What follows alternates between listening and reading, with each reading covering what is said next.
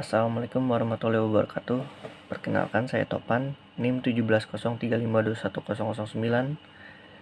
Di sini saya akan mempresentasikan hasil seminar proposal saya yang berjudul Analisis Pengimplementasian Pembayaran Quick Response Code Indonesian Standard atau KRIS pada warung kopi Karomah. Pendahuluan latar belakang. Quick Response Code Indonesian Standard atau bisa disingkat KRIS menjadi salah satu alat pembayaran di Indonesia pada masa digitalisasi ini. Pembayaran non-tunai menggunakan kode QR atau Quick Response pertama kali diperkenalkan di Jepang oleh perusahaan Denso Wave pada tahun 1994. Dikutip dari Rabbani et al. 2023. Sedangkan di Indonesia, sistem pembayaran non-tunai menggunakan kode QR resmi diluncurkan oleh Bank Indonesia pada tanggal 1 Januari 2020 dengan nama KRIS atau Quick Response Code Indonesian Standard. Dikutip dari Azahro dan Estiningrum 2021. Pembayaran melalui KRIS ini penting karena terkait dengan kedaulatan dan identitas Indonesia dalam sistem keuangan digital. Bahkan Presiden Amerika saat ini yaitu Donald Trump mempermasalahkan pembayaran KRIS yang dianggap menghambat akses perusahaan teknologi keuangan Amerika Serikat seperti Visa dan Mastercard ke pasar Indonesia, serta dinilai menunjukkan kecenderungan protektif dan dapat mengurangi dominasi pembayaran global milik Amerika Serikat. QR Code dibuat dengan tujuan memperlancar sistem pembayaran non-tunai yang nyaman, mendesak efisiensi perekonomian, memasarkan inklusi finansial digital, serta mendukung upaya mikro kecil menengah atau UMKM, serta KRIS bisa digunakan seluruh susunan warga. Dikutip dari Aulia Amanda dan Tambunan 2022. Oleh karena itu, diperlukan penelitian mendalam untuk mengetahui bagaimana implementasi KRIS dapat mempengaruhi aspek operasional, keuangan, dan kepuasan pelanggan di warung kopi. Salah satu usaha warung kopi yang ingin mencoba untuk menerapkan sistem pembayaran KRIS ini adalah warung kopi Karomah. Untuk metode pembayaran pada saat ini masih menggunakan metode pembayaran tunai. Dengan rencana pengadaan implementasi sistem pembayaran KRIS, diharapkan dapat meningkatkan efisiensi dalam bertransaksi serta mengurangi risiko kesalahan perhitungan uang tunai. Berdasarkan hasil pengamatan langsung di lapangan yang dilakukan oleh peneliti di warung kopi Karomah, terungkap bahwa metode pembayaran pada usaha tersebut masih menggunakan metode pembayaran tunai yang memiliki hambatan-hambatan dalam pelaksanaannya. Peneliti menduga banyak konsumen yang mengeluhkan metode pembayaran tunai, dikarenakan pada zaman modern ini kebanyakan masyarakat menyimpan uang mereka pada aplikasi e-wallet dan bank mobile. Berdasarkan diagram hasil pra-riset di atas, dapat diketahui bahwa sebanyak 54,2% menyatakan tidak setuju, 29,2% menyatakan sangat tidak setuju, 12,5% menyatakan netral, dan 4,1% menyatakan sangat setuju. Hal ini menunjukkan bahwa metode pembayaran tunai pada warung kopi Karomah belum berjalan efektif dan efisien. Lalu selanjutnya, berdasarkan diagram hasil pra-riset di atas, dapat diketahui bahwa sebanyak 54,2% menyatakan setuju, 29,2% menyatakan sangat setuju, 12,5% menyatakan netral, dan 4,1% menyatakan sangat tidak setuju. Hal ini menunjukkan bahwa metode pembayaran pada warung kopi Karomah dinilai masih kurang efisien dan efektif, sehingga memerlukan perubahan agar pelaksanaan transaksi menjadi lebih efisien dan efektif. Selanjutnya, berdasarkan diagram hasil pra-riset di atas, dapat diketahui bahwa sebanyak 45,8% menyatakan setuju, 41,7% menyatakan sangat setuju, 8,3% menyatakan netral, dan 4,2% menyatakan tidak setuju. Hal ini menunjukkan bahwa banyak konsumen yang berpendapat bahwa metode pembayaran KRIS perlu diterapkan di masa digitalisasi ini. Maka dari itu, berdasarkan latar belakang yang diuraikan kepada 24 responden, peneliti tertarik untuk melakukan penelitian dan menganalisis lebih dalam mengenai pengimplementasian pembayaran Quick Response Code Indonesian Standard. Dengan permasalahan yang ada, peneliti mengambil judul Analisis Pengimplementasian Pembayaran Quick Response Code Indonesian Standard atau KRIS pada warung kopi Karomah. Untuk selanjutnya, ada pertanyaan penelitian. Berdasarkan penjelasan latar belakang dan hasil identifikasi yang telah dilakukan, maka pertanyaan-pertanyaan yang diajukan dalam penelitian ini adalah sebagai berikut. Yang pertama, bagaimana pengimplementasian KRIS pada usaha kecil warung kopi Karoma? 2. Bagaimana kendala implementasi KRIS dalam kegiatan pembayaran pada usaha kecil warung kopi Karoma? Yang ketiga, bagaimana mengatasi kendala dalam pengimplementasian KRIS pada usaha kecil warung Karoma? Selanjutnya ada tujuan penelitian. Yang pertama, mengetahui dan menganalisis implementasi KRIS sebagai alat pembayaran usaha kecil warung kopi Karoma.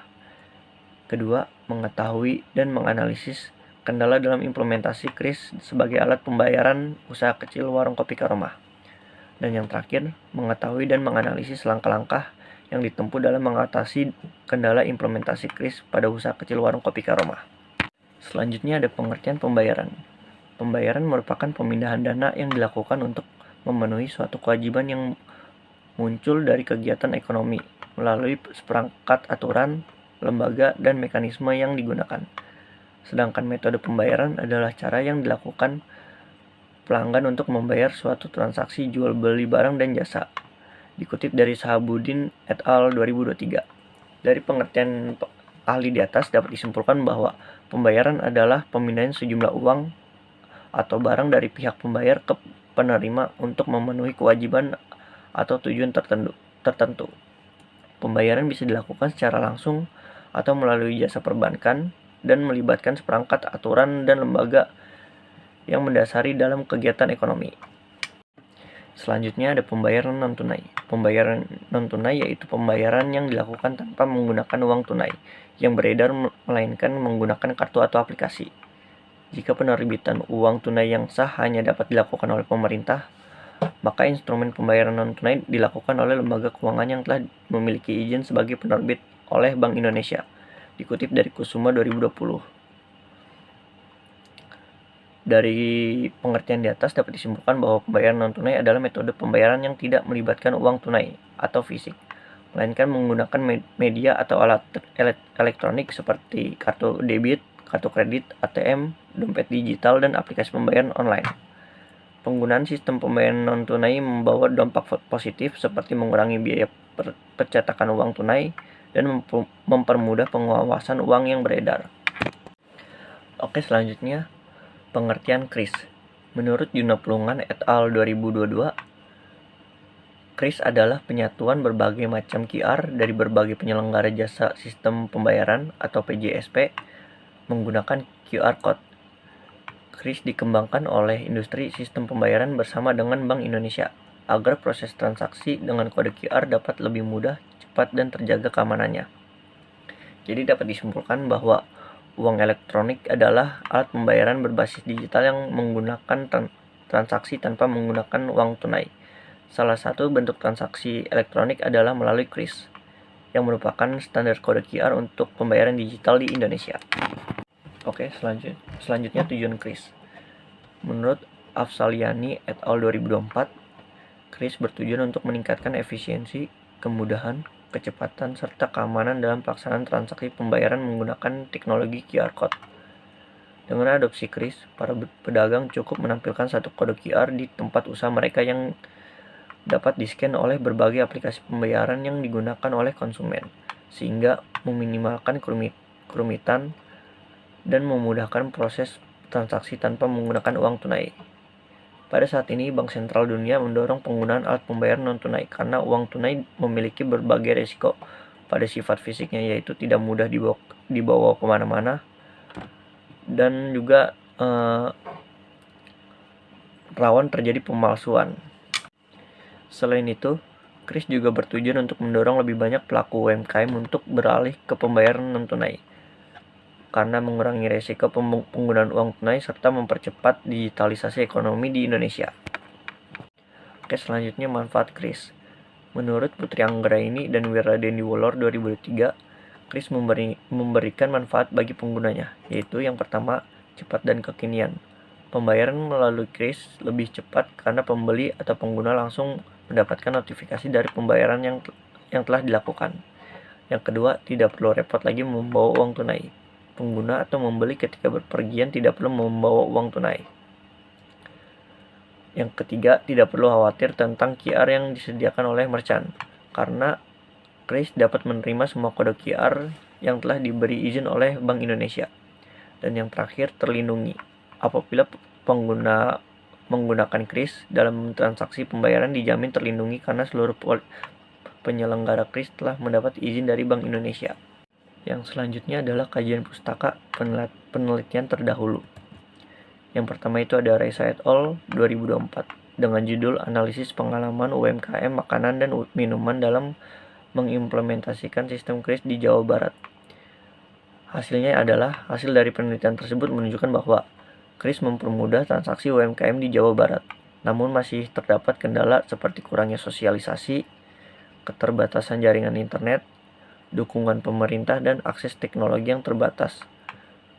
Oleh karena itu, diperlukan peningkatan edukasi, infrastruktur, dan kebijakan untuk mengoptimalkan penerapan di sektor UMKM. Yang kedua ada Natalina et al. 2021 yang berjudul Kris sebagai strategi survive usaha mikro kecil dan menengah atau UMKM di masa pandemi di Kota Kediri. Hasil penelitian tersebut menunjukkan bahwa Kris membantu UMKM di Kota Kediri selama pandemi dengan mempermudah transaksi digital, meningkatkan efisiensi pembayaran, dan mengurangi kontak fisik. Namun, kendala utama dalam penerapannya adalah kurangnya sosialisasi, keterbatasan infrastruktur, dan rendahnya pemahaman pedagang terhadap teknologi. Dan yang terakhir ada dari Sihaloho et al. 2020 dengan judul Implementasi Sistem Pembayaran Kris bagi Perkembangan UMKM di Medan.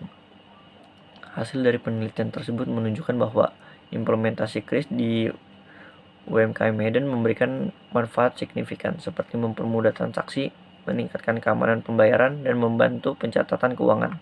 Namun UMKM masih menghadapi kendala seperti koneksi internet yang tidak stabil dan kurangnya literasi digital.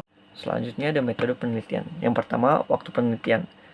Di sini peneliti melakukan studi pendahuluan di bulan Januari, pengajuan judul di bulan Januari, penyebaran kuesioner di Januari, dan penyusunan proposal dari bulan Januari sampai Juni. Untuk pengumpulan data dimulai dari bulan Februari sampai Juni. Untuk analisis dan penyusunan hasil penelitian dimulai dari bulan Juni sampai Juli. Untuk tempat penelitian yaitu usaha kecil warung kopi Karomah. Untuk desain penelitian ini merupakan jenis penelitian deskriptif dengan pendekatan kualitatif. Untuk informan dalam penelitian ini adalah 4 orang narasumber dari pihak konsumen atau pelanggan. Untuk narasumber ini bisa bertambah tergantung bagaimana hasil dari penelitian tersebut. Pemilihan informan dalam penelitian ini dilakukan dengan teknik purposive sampling. Yang selanjutnya ada teknik pengumpulan data. Untuk langkah pertama yaitu observasi, langkah kedua wawancara, dan langkah ketiga yaitu dokumentasi. Untuk teknik keabsahan data, penelitian ini menggunakan teknik keabsahan data yaitu dengan metode triangulasi sumber. Dan yang terakhir teknik analisis data. Untuk langkah pertama yaitu pengumpulan data, reduksi data, penyajian data, dan yang terakhir menarik kesimpulan atau verifikasi. Sekian seminar proposal yang dapat saya sampaikan, kurang lebihnya mohon maaf. Wassalamualaikum warahmatullahi wabarakatuh.